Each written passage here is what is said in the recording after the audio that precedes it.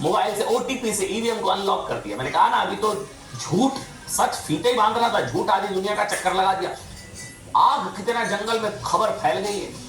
EVM hack हो गया, EVM का ओटीपी आया, ईवीएम को कंट्रोल कर लिया, ओटीपी मोबाइल पता नहीं क्या क्या। चुनाव आयोग ने कहा कि ईवीएम एक स्वतंत्र प्रणाली है और इसे मोबाइल से लॉक या अनलॉक नहीं किया जा सकता। चुनाव आयोग ने यह भी बताया कि ईवीएम को ओटीपी से अनलॉक करने की झूठी खबर फैलाने वालों के खिलाफ नोटिस जारी किया गया।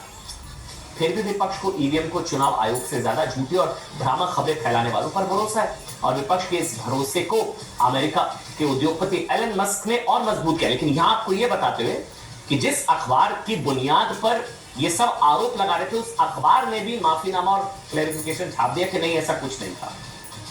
जी हाँ, जिस अखबार की बुनियाद पर ये ओटीपी वाला दुष्प्रचार फैलाया जा रहा था उस अखबार ने भी छोटी सी जगह पर ये क्लैरिफिकेशन छाप दिया। इतना बड़ा छापा ओटीपी से कंट्रोल हो गया ईवीएम, छोटा सा क्लैरिफिकेशन छापा कि नहीं ऐसा कुछ नहीं था। लेकिन अब कौन बताएगा कि नहीं हम झूठ बोल रहे थे, इन पर कुछ कार्रवाई होगी, एक्शन होगा। अच्छा, एलन मस्क ने क्या किया, उन्होंने सोशल मीडिया पर लिखा कि इंसान या एआई से ईवीएम के हैक होने का खतरा है और अमेरिकी चुनावों में ईवीएम को हटा देना चाहिए। एलन मस्क ने बात अमेरिकी चुनाव के संदर्भ में कही, लेकिन ईवीएम विरोधी बात को लेकर विपक्ष ने एलन मस्क को सिर माथे पर बिठा दिया। खुद सोचिए, अगर ईवीएम हैक होती, छोड़ दीजिए, मैं कह रहा हूं छोड़िए बीजेपी, छोड़िए कांग्रेस, अगर ईवीएम हैक होती तो बीजेपी 240 होती। अगर ईवीएम हैक होती तो मोदी जी काउंटिंग में शुरुआती राउंड में अपनी सीट से पीछे चलते। ईवीएम हैक हो गई और मोदी जी पीछे चल रहे थे। अगर ईवीएम हैक होती तो मोदी जी 1.5 लाख, मात्र 1.5 लाख वोटों से जीतते। अगर ईवीएम हैक होती तो बीजेपी के 18 मंत्री चुनाव हारते। ईवीएम हैक है, हम जीत रहे हैं, 99 सीटें ले गए, लेकिन ईवीएम हैक है। यानी ईवीएम हैक होती तो बीजेपी अयोध्या हारती। ईवीएम हैक होती तो मोदी जी गठबंधन का रिस्क क्यों लेते? और मतलब आप सोचिए, राहुल गांधी 2-2 सीटें से जीत जाते। ईवीएम हैक थी और जीता तो आप लोगों ने हैक किया, फिर इसका मतलब आप लोगों ने क्या फिर?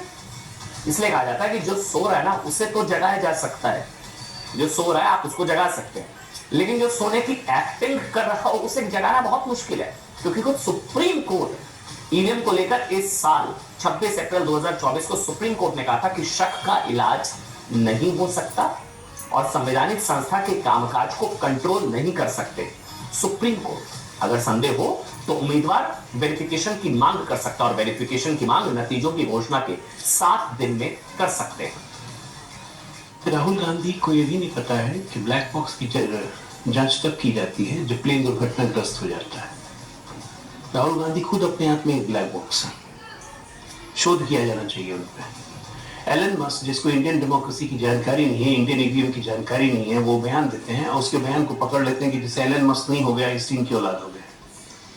तो ऐसे ऐसे बेवकूफाना बात पे और अपने ही लोकतांत्रिक संस्थाओं को जब गैर जिम्मेदार बताने लगते हैं राहुल गांधी। ऐसे ऐसे तुम्हारे नेता हैं। चुनाव के रिजल्ट 4 तारीख को आया, 14 तारीख से उनकी ईवीएम शुरू हुआ। बीमारी ये अगले 5 साल का नैरेटिव बनाना चाहते हैं क्या? केंद्र की सरकार क्यों नहीं बैलेट पे चुनाव लेती है? दुनिया के प्रगत देश, अमेरिका हो, जापान हो, उन सब देशों ने बैलेट पे वोटिंग शुरू की है, तो हिंदुस्तान में क्यों नहीं? यही सवाल कांग्रेस का है। और ये चुनाव 5 साल का है, 5 दिन का नहीं है।